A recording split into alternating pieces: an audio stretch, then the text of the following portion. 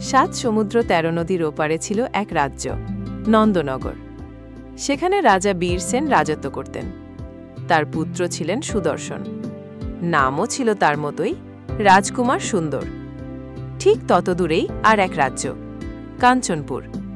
এই রাজ্য শাসন করতেন এক নিষ্ঠুর রাজা, যার নাম ইন্দ্রসেন। তার কন্যা ছিল চন্দ্রকিরণ, রূপে যেন চাঁদের আলো, মুখের লালিমায় ফুলও লজ্জা পায়। একদিন নন্দননগরে এক সৌদাগর এসে রাজসভায় এক ছবি দেখায়। সেই ছবি ছিল চন্দ্রকিরণের। রাজকুমার সুন্দর সেই ছবি দেখে বিমোহিত হয়ে পড়ে।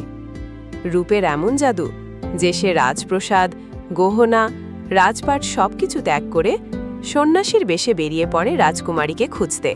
তার বাবা মা অনেক বোঝালেন, ওই চন্দ্রকিরণের দরজায় যে গেছে কেউ ফেরেনি। মা কাঁদলেন, স্ত্রী বললেন, আমাকে রেখে কেন চলে যাচ্ছ?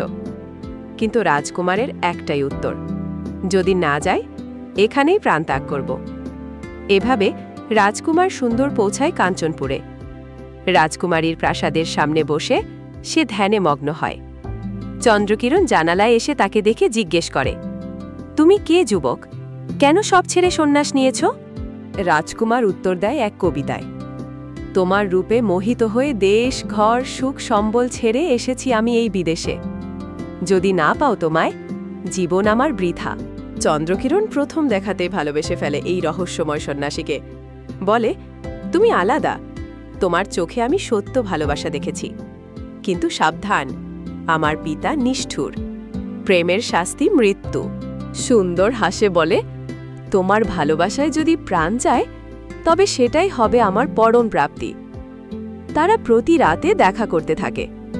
রাজকুমার আসত প্রাসাদে, ভোরের আগে সিঁড়ি বেয়ে চলে যেত।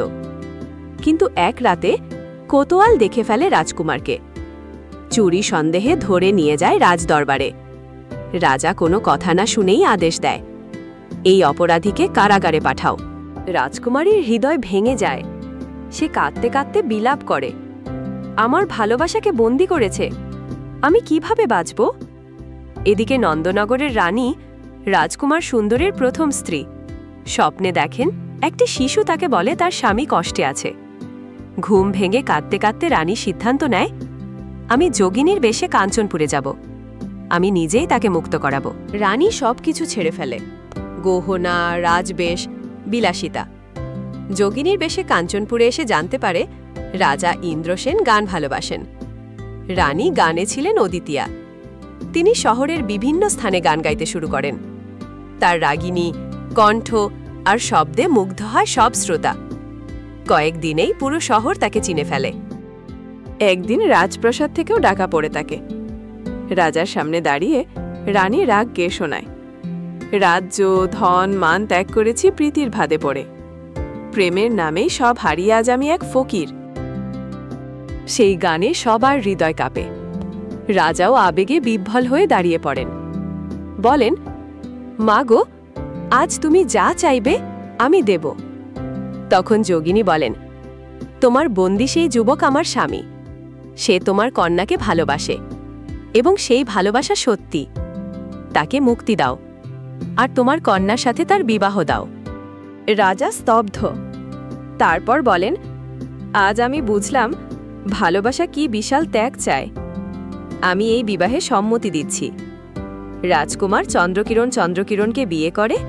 রানীকে শ্রদ্ধা জানিয়ে সবার সামনে বলে, তুমি যে ভালোবাসা দিয়েছ তার ঋণ আমি জীবনভর শোধ করতে পারব না। তিনজন একসাথে নন্দনগরে ফিরে যায় এবং সুখে শান্তিতে জীবন কাটাতে থাকে।